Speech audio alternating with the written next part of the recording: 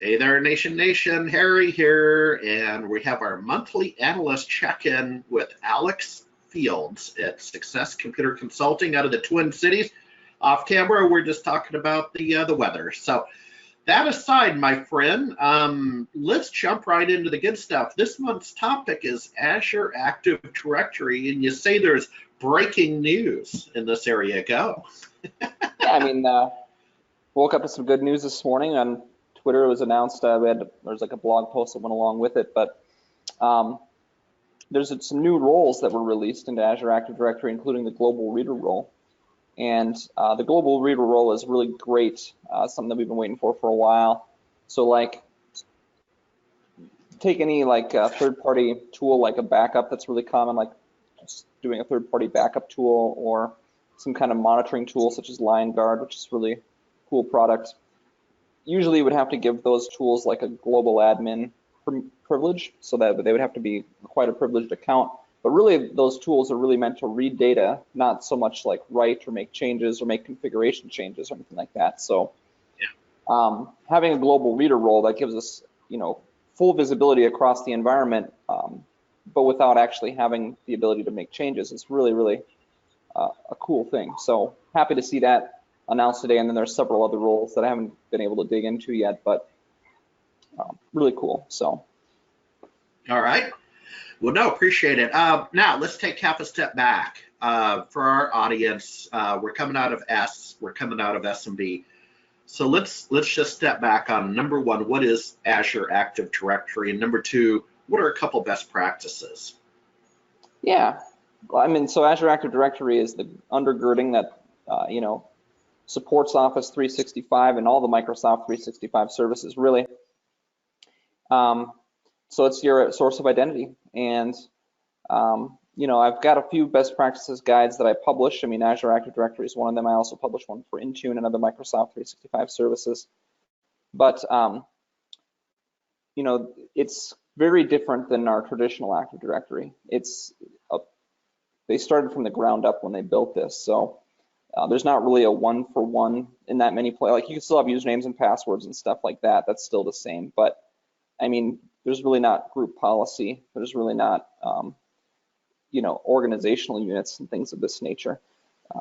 That stuff doesn't exist anymore. So, but it's. But let me tell you what. Let me stop you right there, because years ago, I got roped into, boy, I was certainly a reporter and following, not leading the conversation, but I got roped into IDG. I'll give you the publication date on this one, but the book is Active Directory Planning and Design. Did this, man, this might have been the early 2000s. And the point is, yes, the game has changed. I would be a fish out of water from what was literally 20 years ago. Yeah, right. Yep. That's actually a good point. Some of that technology is, that's 20 years old now, Active Directory, and that was based on stuff that was even predating that. So like, LDAP, just that protocol has been around for so long. And and then in the new realm, it's a lot different. So let's just look at, even just how Azure Active Directory treats devices. Every device, like if I put Outlook on a machine or something and I install a profile, it's going to register that device against Azure AD. And because the device is then registered on Azure AD, it now knows that device, and it knows something about that device. And that device will show up in your inventory, basically in Azure AD, and you can take actions against that device.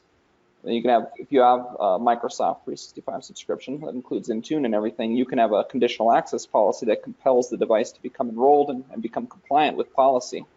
So that's pretty powerful.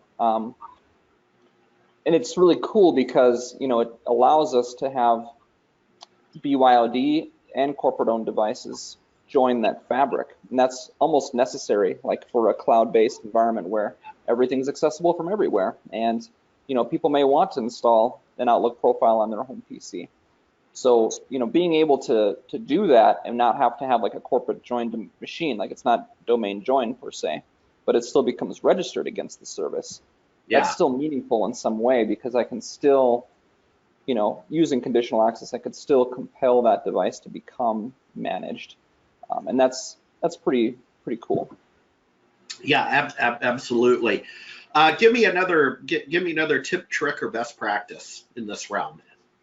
Yeah, so I mean, I've got a whole on my website. I've got a guide that I publish basically, and it's available for free if you just want to like look at it. And then there's also a downloadable copy that's available for sale. But you know, I've got a kind of a big list of them. I mean, as an example, a lot of people don't know this, but it is a best practice to create at least one, if not two, emergency access accounts, which are accounts that you never really intend to use unless there's an emergency. Like if you had to get in, they also call them break glass accounts, like break glass in case of emergency.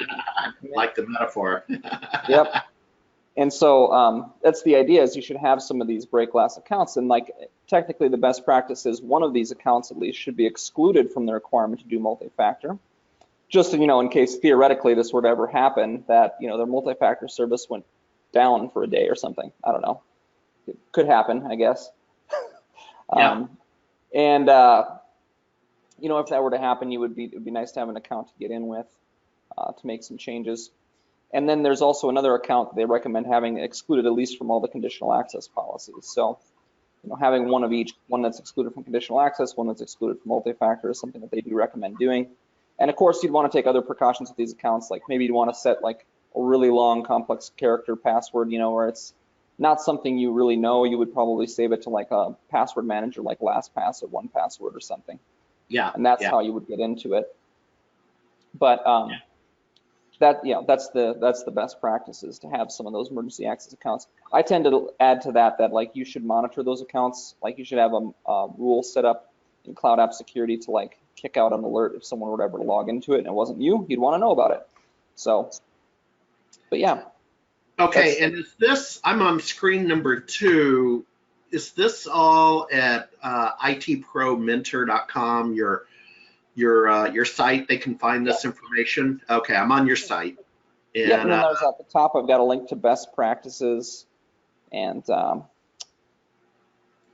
in there I've got you know, there's some links to see some of the guides that are available for free online, like Azure AD best practices. There you are. Yeah. There you are, and there's the guides. Man, no, you, sir, you need to be the Microsoft 365 Nation Person of the Year here. You certainly give more than you take, and we appreciate it. But, well, I'll tell you what, I don't want to give away all the good stuff on this interview. So, folks, in the blog, you'll see the link. So itmentor.com/best-practices-checklist. It's in the blog beneath us. And we'll leave them hanging a little bit, Alex, this time. They have to go click through. Cool, man. Hey, are you going to be at Ignite next month? I am not going to be at Ignite. I have a collision. No, I appreciate the question. I like Ignite because I found myself last year sitting at the Power BI hands-on lab, which is something I can relate to, kind of combines business and tech. And unfortunately, Channel Pro SMB, a show, is right in the middle of that. I think the 6th through the 7th of November, right on top of it in the New York City area. So I'll tell you what, when we talk to you again, if you don't mind, I'm going to make a note before I let you go. Let's make that our topic for November, would be Microsoft Ignite and how it went for you. Yeah, totally. I'm going to be speaking there too, so it'll be fun. Oh, even better. Yeah. All right. Well, I'll tell you what. Put on the 60/40 jacket with the rains and the fall returning to the Minneapolis area, my friend. Stay dry. Yes, indeed. All right. Take care. Thank you. Thank you, Jenny.